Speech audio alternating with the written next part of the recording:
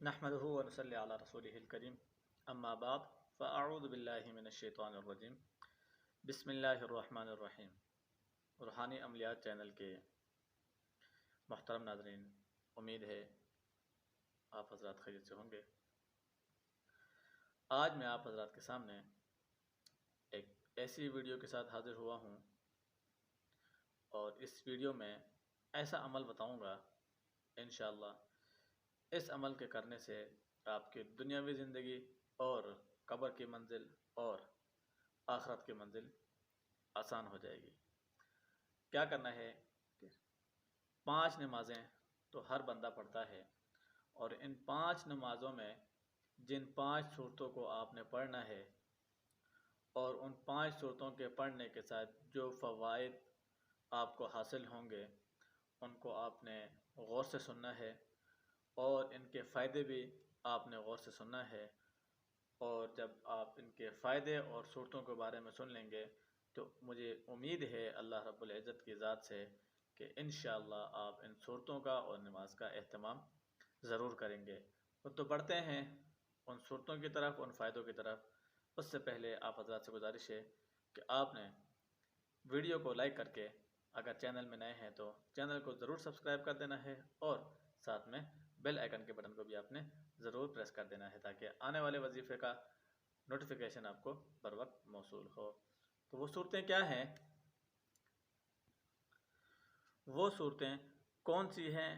آپ نے کس وقت کون سی صورت کو پڑھنا ہے، کس وقت کون سی صورت کو پڑھنا ہے، مکمل تفسیر میں نے لکھ کے بھی بتا دی ہے، اور میں آپ کو بتا بھی دیتا ہوں۔ آپ نے نماز فجر کے بعد آپ نے سورہ یاسین کو پڑھنا ہے، اور نماز ظہر کے بعد آپ نے سورۃ الفتح، یہ پارہ نمبر 26 کی تیسری صورت ہے، اس کو پڑھنا ہے، اور نماز عصر کے بعد آپ نے سورۃ النبا،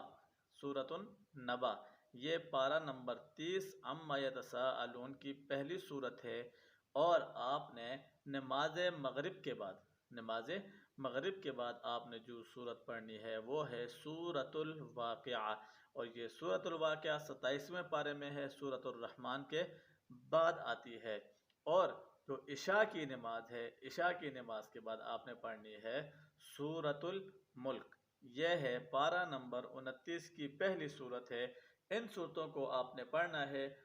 اب ان صورتوں کے پڑھنے کے فائدے کیا ہے، چلتے ہیں ان فائدوں کی طرف۔ میں آپ کو لکھ کے بھی بتا دیتا ہوں۔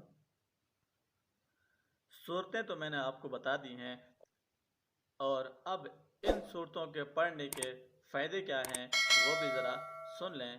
سورہ یاسین کو فجر کی نماز کے بعد پڑھنے کا فائدہ یہ ہے کہ انسان کے تمام معاملات اللہ تعالی اپنے ذمے لے لیتا ہے۔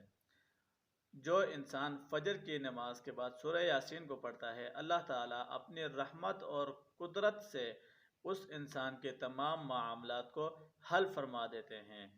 اور نماز ظہر کے بعد جو شخص سورۃ الفتح کو پڑھتا ہے اس کا فائدہ کیا ہے کہ اس انسان کو تب تک موت نہیں آتی جب تک وہ حج اور عمرہ نہ کر لے، یعنی کہ آپ جب تک حج اور عمرہ نہیں کریں گے آپ کو موت نہیں آئے گی۔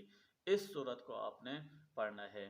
اور نماز عصر کے بعد سورۃ النبا کو پڑھنے کا فائدہ کیا ہے کہ قیامت کے ہولناکی سے آپ کی حفاظت ہوگی۔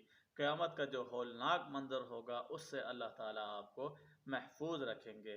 اور نماز مغرب کے بعد سورۃ الواقعہ کو پڑھنے کا فائدہ یہ ہے کہ آپ کے گھر سے رزق کی تنگی ختم ہو جائے گی، آپ کے گھر میں رزق کی برکات نازل ہو جائیں گی۔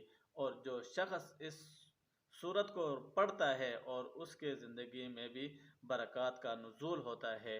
اور جو شخص نماز عشاء کے بعد سورۃ الملک کو پڑھتا ہے، سورۃ الملک کو پڑھنے کا فائدہ یہ ہے کہ وہ شخص عذاب قبر سے محفوظ رہے گا، اور یہ سورۃ الملک اس بندے کو یعنی اپنے پڑھنے والے کو عذاب قبر سے حفاظت میں رکھتی ہے۔ تو ہمیں چاہیے کہ ہم ان تمام صورتوں کو پڑھیں اور ان کے فائدے کو حاصل کریں، کیونکہ انسان اپنی دنیاوی اخروی زندگی کے معاملات کو لے کر بہت ہی سیریس ہوتا ہے۔ تو ہمیں چاہیے جس طرح ہم اپنے دنیاوی معاملات کے حل کے لیے سر تن کی کوشش کرتے ہیں، اسی طرح ہمیں چاہیے کہ ہم اپنی آخرت کی زندگی کو بھی سنوارنے کی کوشش کریں اور یہ صورتیں پڑھیں۔ جب ہم ان صورتوں کو پڑھیں گے تو انشاءاللہ ثم انشاءاللہ اللہ تعالی ہمیں ان تمام صورتوں کے فوائد سے مستفید فرمائیں گے۔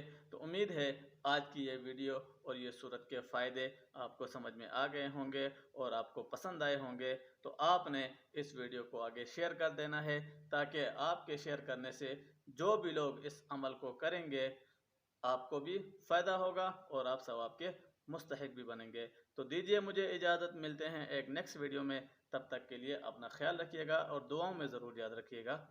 اللہ حافظ۔